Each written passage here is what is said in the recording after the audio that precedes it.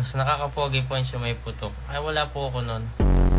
Mine, yung bag sa likod. Sa nanay ko po yan. Huwag mo kagatin yan, lips ko na lang dry eh. Lagyan mo po ng petroleum jelly para hindi na mag-dry. Ano pong breed mo? Shih Tzu po. Pag umutot ako, maamin ako. Oo, mami. Tsaka hindi ganyan yung soy pre. Sa mas mabaho. Mas mabaho. Sana po makita na kita sa person ng busit ko. James, kasama pa lang kita kahapon. Mine KFC sa taas. Alam niyo ba guys, inuwi ko yan. Huwag niyo akong susumbong sa KFC. Be, gumawa ka ng lecture. Huwag kang manood.